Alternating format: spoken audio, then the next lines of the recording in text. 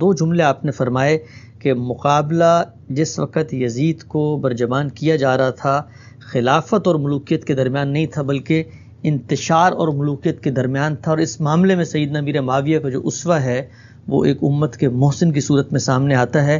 کیسے آتا ہے بیان کیجیے گا.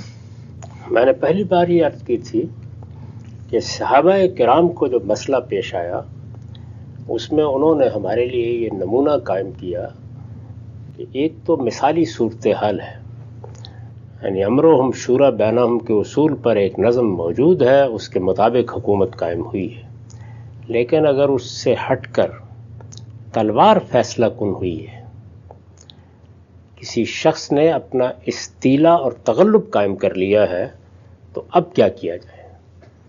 تو انہوں نے ایک فیصلہ کیا، اور ظاہر ہے کہ یہ قرن اول کا فیصلہ تھا، خیر امت کا فیصلہ تھا، صحابہ کرام کی جماعت کا فیصلہ تھا. میں نے یہ عرض کیا کہ مذہبی ذہن بالعموم مثالیت پسند ہوتا ہے.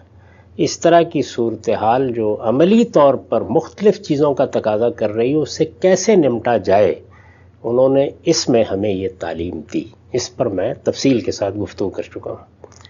اب سوال یہ تھا کہ ایک متغلب کی حکومت تو قائم ہو گئی، وہ کسی طرح بھی قائم ہو گئی. یعنی بابر نے ابراہیم لودھی کو پانی پت کے میدان میں شکست دی اور ہندوستان پر اپنی حکومت کی پیدا کر دی، ہو گئی. اب انتقال اقتدار کے مرحلے آنے ہیں، یعنی ایک حکومت قائم ہوئی ہے، اس پر جو شخص بھی اس وقت ذمہ داری کے منصب پر فائز ہے اس کو ایک دن دنیا سے رخصت ہونا ہے. جب وہ دنیا سے رخصت ہوگا تو انتقال اقتدار کا سوال پیدا ہوگا. یہ سوال کوئی پہلی مرتبہ وہاں پیدا نہیں ہوا، یہ عالمی سطح پر بارہا پیدا ہو چکا. جب ریاستیں قبیلے کی سطح پر تھیں اس وقت بھی پیدا ہوتا تھا، جب شہری ریاستیں وجود میں آنا شروع ہوئیں اس وقت بھی پیدا ہوتا تھا، اور یہ سلطنتوں کے پیدا ہونے کے بعد بھی سامنے آیا. تو میں نے یہ عرض کیا تھا کہ جو جمہوری اصول ہے یا امرہم شورا بینہم کا اصول ہے، یہ اصول تو فلسفے کے سامنے بھی رہا، حکمت کے سامنے بھی رہا، اور اس کو اللہ تعالیٰ نے بھی بیان کر دیا ہے. لیکن جب انسانوں کے ساتھ اس کا تعلق قائم ہوا ہے تو عملی طور پر یہ تو ممکن ہو گیا کہ چھوٹی جماعتوں میں اسے روبہ عمل کر لیا جائے. یہ بھی ممکن ہو گیا کہ اس سے آگے بڑھ کر سٹی اسٹیٹ میں یا کسی شہری ریاست میں، جیسے مدینہ کی ریاست ابتدا میں تھی، اس پر عمل کر لیا جائے. لیکن سلطنتوں کے زمانے میں آ کر یہ ناقابل عمل ہو گیا. یعنی میں جو لفظ استعمال کر رہا ہوں وہ یہ نہیں ہے کہ اس پر عمل کرنا مشکل ہو گیا، یہ ناقابل عمل ہو گیا. یعنی اب وہ کیا طریقہ اختیار کیا جائے کہ جس سے اس پوری سلطنت میں جو لوگ موجود ہیں ان کی ریپرزنٹیشن ہو سکے، کیونکہ اور تو کوئی طریقہ نہیں ہے نا. یا آپ ایک ایک فرد کو شامل کریں گے، 10,000 کے قریب صحابہ کرام تھے ابتدا میں، چلیے 1,00,000 کی تعداد ہو گئی، یہ قابل عمل ہوگا. لیکن میں نے عرض کیا کہ ایک بڑی سلطنت قائم ہوئی. یعنی جو پہلی سیاسی تبدیلی آئی وہ مدینہ کی ریاست کے جزیرہ نما عرب تک وسیع ہو جانے کی تھی. اب جو سیاسی تبدیلی آئی وہ یہ ہے کہ ایک بہت بڑی سلطنت کہ اس زمانے کے بہت سے ملک اس کے صوبے بن گئے اور وہ بر اعظموں کی سرحدوں تک پھیل گئی. اتنی بڑی سلطنت میں اس اصول کے مطابق حکومت کیسے قائم کی جائے؟ یہ وہ سوال ہے کہ جس سوال پر ہم بعض اوقات سیاسی حقائق کو بالکل نظر انداز کر کے فتویٰ دینے لگتے ہیں. یعنی یہ ایک بڑا اہم سوال ہے، کیا طریقہ اختیار کیا جائے. اس میں میں نے یہ گزارش کی تھی کہ اللہ تعالیٰ نے انسان کو بنایا اس طرح ہے کہ اس میں قوت ایجاد اپنا اظہار فی الفور نہیں کر دیتی، بلکہ اس میں صدیوں تک انتظار کرنا پڑتا ہے. اس زمانے میں آپ اطمینان کے ساتھ بیٹھ کے کہتے ہیں کہ امریکہ جیسے بڑے ملک میں، کینیڈا جیسے بڑے ملک میں، روس جیسے بڑے ملک میں، ہندوستان جیسے بڑے ملک میں، چین جیسے بڑے ملک میں ہم انتخابات کرا دیں گے. یہ کیسے ممکن ہوا ہے؟ یہ اس لیے ممکن ہوا ہے کہ انسان نے بے شمار ذرائع ایسے پیدا کر لیے ہیں جن میں اب آپ کے لیے رابطہ کرنا، پہنچنا، اطلاع دینا یہ چشم زدن کا معاملہ بن گیا. یعنی اس وقت تو اگر آپ بیٹھ کے یہ سوچیں کہ نمائندے بھی کیا کرنے ہیں منتخب کر کے، ہر معاملے میں ساری قوم سے رائے لے لی جائے تو یہ بھی ممکن ہو گیا. لیکن کیا یہ پہلے دن ممکن ہو گیا تھا؟ کیا یہ جس وقت رومن ریپبلک رومن امپائر میں تبدیل ہو رہا تھا اس وقت ممکن ہو گیا تھا؟ کیا یہ جب ساسانی سلطنت وجود پذیر ہو رہی تھی اس وقت ممکن ہو گیا تھا؟ جب بازنطینی حکومت قائم ہو رہی تھی اس وقت ممکن ہو گیا تھا؟ یہ صدیوں تک ممکن نہیں ہو سکا. اس لیے میں نے یہ عرض کیا تھا کہ معاویہ رضی اللہ عنہ کے سامنے یہ آپشن ہی موجود نہیں تھا، یعنی یہ ختم ہو گیا. جو آپ نے خلفائے راشدین کا طریقہ دیکھا وہ ایک شہر کے حد تک یا اس سے زیادہ آگے بڑھ کر قبائلی معاشرے کے حامل ایک ملک کی حد تک ممکن تھا. اس سے آگے اس پر عمل کرنا ممکن ہی نہیں تھا، ممکن ہی نہیں تھا. جب ایک چیز ممکن ہی نہیں ہے تو وہ زیر بحث کس طریقے سے لائی جا سکتی ہے؟ اور میں نے یہ گزارش کی تھی کہ اس معاملے میں تینوں چیزوں کو الگ الگ سمجھ لینا چاہیے. یعنی خود انسان، کیا اس کا شعور اس سطح پر پہنچ گیا ہے کہ اس طرح کا کوئی نظام بنایا جا سکتا ہے؟ ذرا اس شعور کی داستان بھی سن لیجیے. اللہ تعالیٰ نے یہ بات قرآن میں بیان کی ہے کہ بنی اسرائیل نے ایک موقع کے اوپر بادشاہت کا خود تقاضا کیا. کیوں کیا؟ اس کی تفصیل بیان کی ہے. اب ذرا وہ تفصیل دیکھیے کیا ہے. یہ بات تو قرآن میں بیان ہوئی ہے لیکن اس کی تفصیل آپ کو سیمول میں ملے گی. بائبل کی سیمول 1 میں 8ویں باب میں یہ پوری تفصیل بیان ہوئی ہے. اچھا، وہ کیا ہے؟ وہ یہ ہے کہ جس وقت سیدنا موسیٰ علیہ السلام دنیا سے رخصت ہوئے تو ان کے بعد بھی یوشع کو یا یشوع کو، اگر عربی تلفظ لیں تو اقتدار منتقل ہو گیا. ان کی حیثیت بالکل وہی تھی جو صدیق رضی اللہ عنہ کی تھی. یہ جماعت کتنی ہے؟ اب آ کے کوئی 1.5-2 کروڑ 2.5 کروڑ تک پہنچی ہے. اب اس زمانے میں یعنی چند ہزار لوگ تھے، پھر چند لاکھ ہوئے. بنی اسرائیل کی جماعت، اس میں یشوع کے بعد جو طریقہ اختیار کیا گیا وہ یہ تھا کہ اللہ تعالیٰ اوپر سے رہنمائی کر رہے ہیں اور نیچے بس ایک حکمران کا تقرر ہو جاتا ہے. یشوع کے بعد اس کے لیے قاضی کا لفظ اختیار کیا گیا. چنانچہ اب بائبل میں یہ دیکھتے ہیں کہ یشوع کے بعد قضات کی کتاب ہے، یعنی قاضی لوگ وہ مقرر ہو جاتے تھے. کوئی دوسرا نظام قائم نہیں کیا گیا. کہہ سکتے ہیں آپ کہ بڑی حد تک اللہ تعالیٰ کی طرف سے تائید، لوگوں کی طرف سے انتخاب کی بنیاد پر ایک سادہ نظام چل رہا ہے اور ایک بڑی چھوٹی سی جماعت میں چل رہا ہے. یعنی ہزاروں افراد پر مشتمل ایک جماعت ہے جس میں یہ نظام چل رہا ہے. یہ بڑے طویل عرصے تک چلتا رہا، یہاں تک کہ سیمول نبی اللہ تعالیٰ کی طرف سے نبوت کے منصب پر بھی فائز ہوئے اور یہ قضاء کا منصب بھی انہی کے پاس تھا. وہ بوڑھے ہو گئے. جب وہ بوڑھے ہو گئے اور انہوں نے اپنے کچھ جانشینوں کا تقرر کیا تو قوم کے لوگ اس پر مطمئن نہیں ہوئے. اچھا، اور انہوں نے اپنے اضطراب کا بار بار اظہار کیا اور یہ کہا کہ ہمارے گرد و پیش میں جتنی ریاستیں ہیں یا سلطنتیں ہیں یا قومیں ہیں وہاں بادشاہت قائم ہے، تو ہمارے لیے بھی آپ ایک بادشاہ کا تقرر کریں. اب یہ بادشاہ کا تقرر کریں، یہ دیکھیے اس کا مطلب کیا ہے. اس کا مطلب یہ ہے کہ ابھی انسانی حقوق کا وہ احساس، ابھی وہ خود نگری، ابھی وہ خود شناسی پیدا نہیں ہوئی. یعنی انسان کے بارے میں نے پیچھے بھی یہ عرض کیا تھا کہ ایک ہے اس کا اخلاقی شعور اور ایک ہے اس کا مذہبی احساس. یہ تو وہ لے کے آیا ہے، یہ پہلے دن نمودار ہو جائیں گے. لیکن ایک ہے اس کا سماجی شعور، یہ وقت کے ساتھ سامنے آتا ہے. جس طرح قوت ایجاد کے نتائج وقت کے ساتھ نکلتے ہیں، اس کے بھی وقت کے ساتھ ہی نکلتے ہیں. اس زمانے میں بھی انسان کا معاملہ یہ ہے کہ وہ اپنی فطرت میں یہ داعیہ رکھتا ہے کہ جو لوگ اس کے اوپر حکومت کریں وہ بہت شان و شکوہ کے ساتھ حکومت کریں. جس طرح ہر انسان اپنے لیے ایک شان، ایک مرتبے کا احساس پیدا رکھتا ہے، جس کو بیان کیا نا بعض فلسفیوں نے کہ آدمی کے اندر جس طرح جنس کی جبلت ہے، جس طرح بھوک کی جبلت ہے، پیاس کی جبلت ہے، اسی طرح برتری کی جبلت بھی ہے. اور ایڈلر نے اپنے فلسفے کی بنیاد اس پر رکھی، برتری کی، تفوق کی جبلت. اس تفوق کی جبلت کا ایک انفرادی ظہور ہوتا ہے، ایک اس کا قومی ظہور ہوتا ہے. لوگ یہ شعر پڑھنے کی حد تک تو پڑھ لیتے ہیں کہ سلطنت اہل دل فقر ہے شاہی نہیں، لیکن کسی فقیر کو آسانی کے ساتھ اپنے حکمران کے طور پر قبول کرنے کے لیے تیار نہیں ہوتے. یعنی بادشاہ چاہیے، کوئی عظمت کا احساس ہو. کیا سبب ہے اس بات کا کہ اس 21ویں صدی میں بھی آپ دیکھتے ہیں کہ جمہوریت کی ماں کہا جاتا ہے برطانیہ میں بادشاہت موجود ہے، آج بھی موجود. اور اب بھی آپ لوگوں سے پوچھیں تو ایک بڑی تعداد اس کے حق میں رائے دے گی. باقی تو انسانی فطرت میں یہ چیز ہے، اس کا ظہور ہوا. اب میں نے یہ مثال اس لیے پیش کی ہے کہ انسانی معاشرے میں اگر مجھے اقبال نے کہا ہے نا کہ ہم نے خود شاہی کو پہنایا ہے جمہوری لباس، جب ذرا آدم ہوا ہے خود شناس و خود نگر. تو یہ خود شناسی اور خود نگری اگر قومی سطح پر موجود نہیں ہے تو دیکھیے بنی اسرائیل نے کیا مطالبہ کر دیا. اس مطالبے پر اللہ تعالیٰ کی طرف سے جواب ہے. اچھا، وہ جواب 8ویں باب میں نقل ہوا ہے، پڑھیے پھر دیکھیے کیا ہے. اللہ تعالیٰ فرماتے ہیں کہ تمہارا بادشاہ تو میں رہا ہوں موسیٰ علیہ السلام کے زمانے سے لے کے اب تک.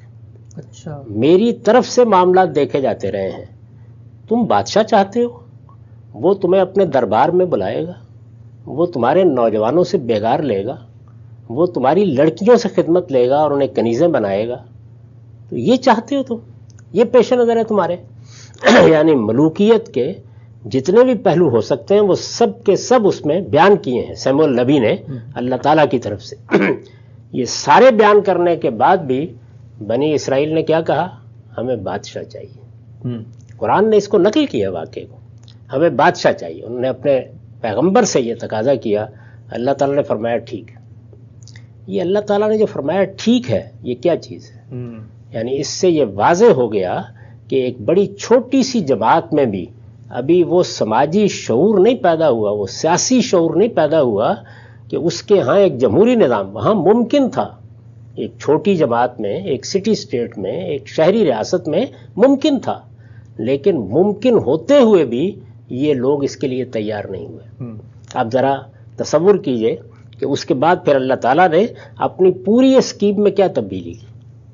یہ نہیں کہ یہ چیز اللہ کے پیش نظر نہیں تھی، وہ ایسی چیزوں کو اس طرح سامنے لاتے ہیں اللہ تعالیٰ تاکہ انسانی فطرت کو ہم بھی سمجھ سکیں، یہ دیکھ سکیں کہ اس کا ظہور کیا ہوتا ہے.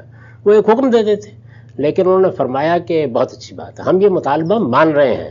چنانچہ اللہ تعالیٰ کی طرف سے طالوت کا تقرر کیا گیا. اللہ تعالیٰ کی طرف سے قرآن مجید نے اس واقعے کو بیان کیا ہے. وہاں اس کی تفصیلات ہیں. ساؤل کا تقرر کر دیا گیا جس کو ہمارے ہاں طالوت کہا جاتا ہے. جب ان کا تقرر کر دیا گیا تو آپ جانتے ہیں کہ پھر بادشاہت کی ابتدا ہو گئی، اور بادشاہ تھے سیدنا داؤد، بادشاہ تھے سیدنا سلیمان، اور ان کو پیغمبری دی گئی.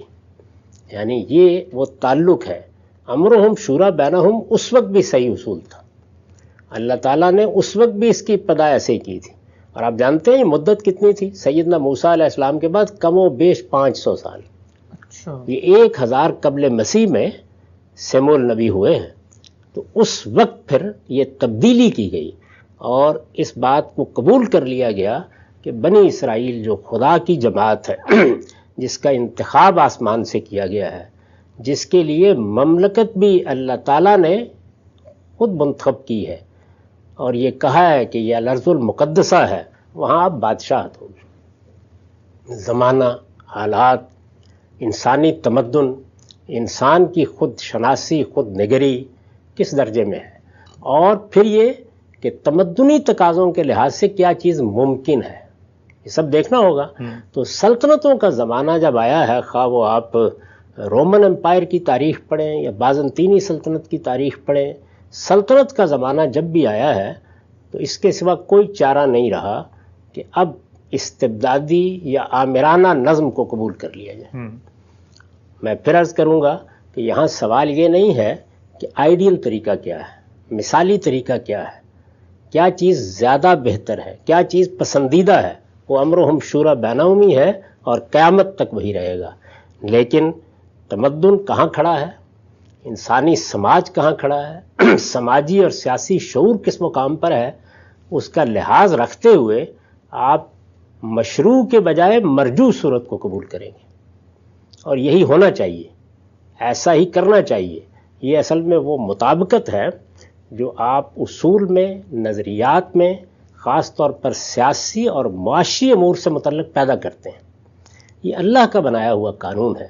اس کے تحت اس وقت پوری دنیا نے جب وہ سلطنتوں کے دور میں داخل ہوئی ہے تو ملوکیت کو قبول کیا.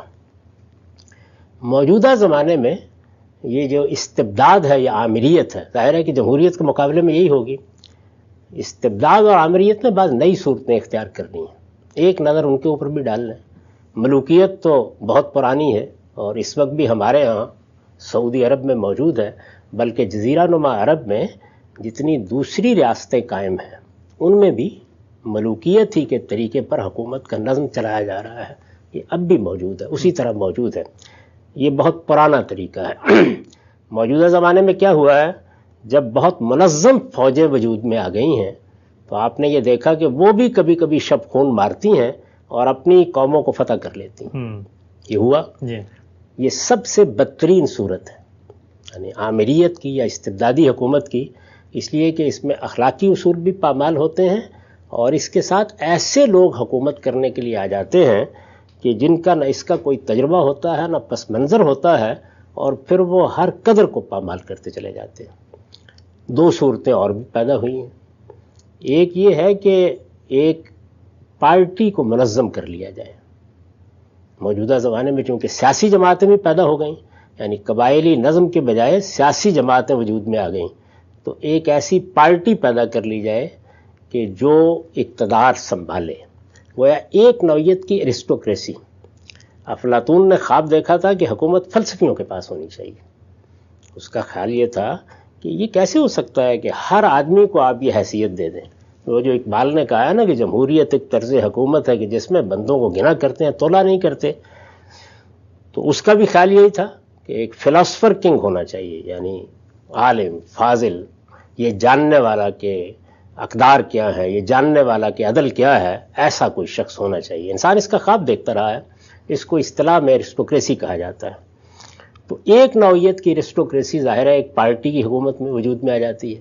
ایک نظریے کے ماننے والوں کی ایک منظم اقلیت آپ نے پیدا کر لی، اور ایک پارٹی ہے کہ جس کو اب اقتدار حاصل ہو گیا ہے. باقی لوگ اس کی آمریت کو قبول کرتے ہیں، اس کے استبداد کو قبول کرتے ہیں. اسی طریقے سے ایک تجربہ ہم مسلمانوں نے کر کے دکھایا ہے، اور اطمینان رکھیے اس پر افلاطون کی روح خوش ہو سکتی ہے. وہ یہ ہے کہ علماء کی حکومت. یعنی ظاہر ہے کہ فلسفی کیا برتری رکھتے ہیں، وہ علم رکھتے ہیں، شعور رکھتے ہیں. وہ انسانوں کے درمیان سے اقدار کو، عدل کو، انصاف کو، اس کے ظہور کو بہتر سمجھ سکتے ہیں. افلاطون کا استدلال یہی تھا. تو ظاہر ہے کہ اسی کو ایک آپ مذہبی معاشرے میں لے آئیے تو کون لوگ ہوں گے؟ وہ علماء ہی ہوں گے. گویا علم و دانش کی حکومت. تو اس کا ایک نمونہ ہم نے ایران میں پیش کیا ہے. ایک دوسرا نمونہ اب ہم افغانستان میں پیش کرنے جا رہے ہیں. اس میں بھی کیا ہوگا؟ استبداد اور آمریت ہوگی. تو یہ چیزیں تو زمانے نے بہت کروٹیں لی اور تاریخ نے بہت ورق بدلے ہیں، اس کے بعد وجود میں آئی ہیں. اس وقت جب یہ مسئلہ درپیش تھا، پوری دنیا میں اگر کوئی متبادل صورت موجود تھی، اسٹیبلش تھی، سلطنتوں نے اس کو اختیار کر رکھا ہوا تھا، وہ کیا تھی؟ ملوکیت. اس لیے معاویہ رضی اللہ عنہ کے سامنے پہلا انتخاب تو تھا ہی نہیں. اب انہیں کس چیز کا انتخاب کرنا تھا؟ اور یہاں میں تھوڑی دیر کے لیے ٹھہر کر آپ کو یہ بھی بتا دوں کہ یہ ملوکیت کا طریقہ اختیار کیوں کیا گیا. یعنی آپ یہ کیوں کہتے ہیں کہ بڑا بیٹا حکومت سنبھال لے گا، اسی خاندان کا کوئی فرد؟ اس لیے کہ اصلی مسئلہ انتقال اقتدار میں پرامن انتقال اقتدار ہے. جس چیز کو کسی حال میں بھی انسانی علم و عقل گوارا نہیں کرتے، وہ ہے بار بار انتشار کا پیدا ہونا، خانہ جنگی کا پیدا ہونا. میں نے جو بہت ابتدا میں گفتگو کی تھی اس میں آپ کو یہ بتایا تھا کہ اللہ تعالیٰ جس طرح عالم پیدا کرتا ہے، شاعر پیدا کرتا ہے، ادیب پیدا کرتا ہے، حوصلہ مند لیڈر بھی پیدا کرتا ہے. اور وہ چاہتے ہیں کہ وہ آگے بڑھیں، نظم سنبھالیں. اس زمانے میں آپ نے اس کا طریقہ ایجاد کر لیا، یعنی یہ کہ سیاسی جماعتیں بنا لیجئے. جن لوگوں کو بھی یہ شوق ہے وہ اس میدان میں آئیں، وہ آ کے اپنا نقطہ نظر پیش کریں اور لوگوں سے رائے لے لی جائے. گویا بیلٹ کے ذریعے سے آپ پرامن انتقال اقتدار یا پرامن طریقے سے فصل نزاع کی صورت پیدا کرنے میں کامیاب ہو گئے. اس وقت کیا کیا جاتا؟ اس کے لیے اگر آپ اس کے لیے کوئی دوسرا راستہ بھی اختیار کریں اور آج کے زمانے میں بھی اختیار کر کے دیکھ لیں. یعنی یہ تو جمہوریت کا راستہ ہے نا، یہ نئی ایجاد ہے. اس کے سوا جو راستہ بھی آپ اختیار کریں گے، لیڈرشپ کی صلاحیت رکھنے والے لوگوں کے مابین نزاع لازماً برپا ہو جائے گا. آپ اسے روک نہیں سکتے. یہی وہ سبب ہے کہ آپ یہ دیکھتے ہیں، یعنی ہمارے ہاں تو لوگ بہت مثالی نوعیت کی گفتگو شروع کر دیتے ہیں. آپ یہ دیکھتے ہیں کہ آپ کے یہاں سیاسی جماعتیں بنتی ہیں، جب وہ بننے کا عمل کر رہی ہوتی ہیں تو بالکل اسی طرح سے کوئی بڑی شخصیت سامنے آ جاتی ہے. وہ بڑی شخصیت اپنے کارناموں کی بنیاد پر، اپنی لیڈرشپ کی بنیاد پر، اپنی غیر معمولی شخصیت کی بنیاد پر لوگوں میں اپنا اثر و رسوخ قائم کر لیتی ہے. اب آپ کے لیے کوئی چارہ اس کے سوا نہیں ہوتا کہ اسی کی اولاد میں قیادت کو باقی رکھیں. اپنے ملک پر ایک نظر ڈال کے دیکھ لیجیے. یعنی ہمارے ہاں مذہبی جماعتیں بھی ہیں، سیاسی جماعت میں بھی ہیں. وہ جماعتیں کہ جو لبرل نظریات کی حامل رہی ہیں، مثلا پیپلز پارٹی کو دیکھیں، مثلا ANP کو دیکھیں. وہ جماعتیں جو مذہبی تاثر کے ساتھ ہیں، مثلا جمعیت علماء اسلام کو دیکھ لیجئے. میں سیاسی جماعتوں کی بات کر رہا ہوں. یہ خیال نہ کیجیے گا کہ جماعت اسلامی کا ذکر کیوں نہیں ہو رہا. وہ اپنی اصل کے لحاظ سے کوئی سیاسی جماعت ہے ہی نہیں، نہ اس طریقے سے بنی ہے. اس کے بارے میں الگ سے گفتگو کی جا سکتی ہے. جو سیاسی جماعتیں ہیں، خواہ وہ مذہبی پس منظر سے ہیں، خواہ وہ سیاسی پس منظر سے ہیں. مسلم لیگ کو دیکھ لیں. یہ کیوں کیا جاتا ہے؟ اس لیے کیا جاتا ہے کہ قیادت کے معاملے میں نزاع کا خاتمہ کر دیا جائے. جب آپ اس کو ایک خاندان تک محدود کر دیتے ہیں، جب اس کے لیے آپ ایک طریقہ متعین کر دیتے ہیں کہ مثلا بڑے بیٹے کو منتقل ہو جائے گا، یا اولاد میں سے کسی کا نام لے دیا جائے گا تو اس کو منتقل ہو جائے گا، تو دوسری جانب خود آپ کے امراء میں، آپ کے ساتھیوں میں، آپ کے مصاحبین میں بڑے بڑے لوگ ہوتے ہیں، ان کی بڑی شخصیات بھی ہوتی ہیں، وہ علم و عقل میں بھی ممتاز ہوتے ہیں، لیکن ان کے سپرد معاملہ کیوں نہیں کیا جاتا؟ اس لیے نہیں کیا جاتا کہ نزاع پیدا ہو جائے. سب کا اتفاق نہیں ہوگا. سب کا اتفاق نہیں ہوگا. ہر شخص یہ کہے گا کہ پھر میں کیوں نہیں. وہ جو ہے تو ایک لطیفے کی بات، ایک مرتبہ مولانا سید اللہ صاحب مودودی نے کسی مجلس میں دیکھا کہ لوگوں کا ایک کے بعد دوسرا نکاح ہو رہا ہے، تو انہوں نے کہا کہ جب بھی سنتا ہوں کوئی عقد کہیں ہوتا ہے، حسرت آتی ہے کہ افسوس کہ میں کیوں نہ ہوا.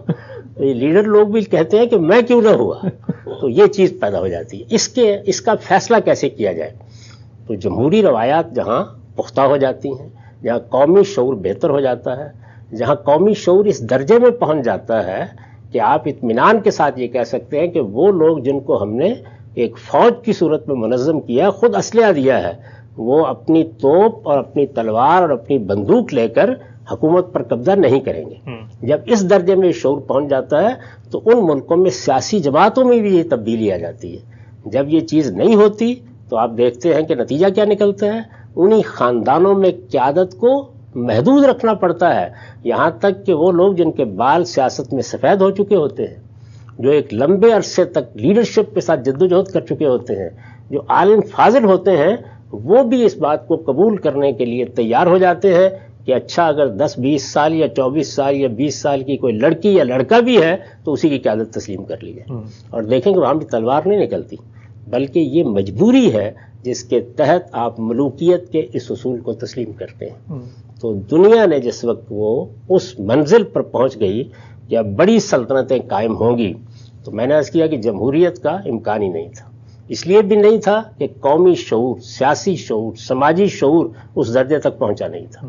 ایسا کوئی ایوان بنانا ممکن نہیں تھا جو لوگوں کی نمائندگی کر سکے. قوت ایجاد نے وہ ذرائع نہیں پیدا کیے تھے کہ اس طرح آپ انتخابات کرا سکیں. اس لیے یہ تو آپشن ہی نہیں تھا، انتخاب ہی نہیں تھا. اس مرحلے پر انتخاب یہ تھا کہ دنیا میں جو اس وقت طریقہ رائج ہے وہ ملوکیت کا طریقہ ہے، کیا اسی کو اختیار کر لیا جائے. تو معاویہ رضی اللہ عنہ نے اس مرحلے پر یہ فیصلہ کیا، اور یہ ان کا فیصلہ ہے.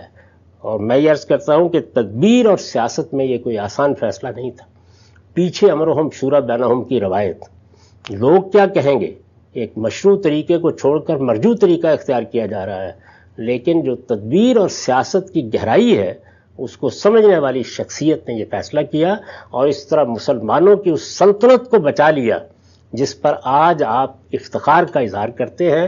اگر اس سے کوئی مختلف فیصلہ کیا جاتا تو آپ جانتے ہیں نتیجہ کیا نکلتا. خانہ جنگی ہوتی، چھوٹے چھوٹے ٹکڑوں میں پوری سلطنت بٹ جاتی، آپ انسانی تمدن اور انسانی ساخت اور انسانی شخصیت کو کسی سانچے میں آسانی سے نہیں ڈال سکتے۔ اس وقت لوگ خلافت کی بات کرتے ہیں، پیچھے 12 صدیوں کی تاریخ ہے، آپ پھر بھی 55 ممالک کو آمادہ نہیں کر سکتے کہ وہ ایک قیادت کے تحت جمع ہو جائے۔ ان حقائق کا ادراک کرتے ہوئے یہ میں کہتا ہوں کہ یہ اللہ کا شکر کرنا چاہیے کہ ایک ایسی شخصیت موجود تھی جو اس طرح مثالیت پسند نہیں تھی کہ پوری کی پوری قوم، ملت، پوری سلطنت کو انتشار کے حوالے کر دیتی۔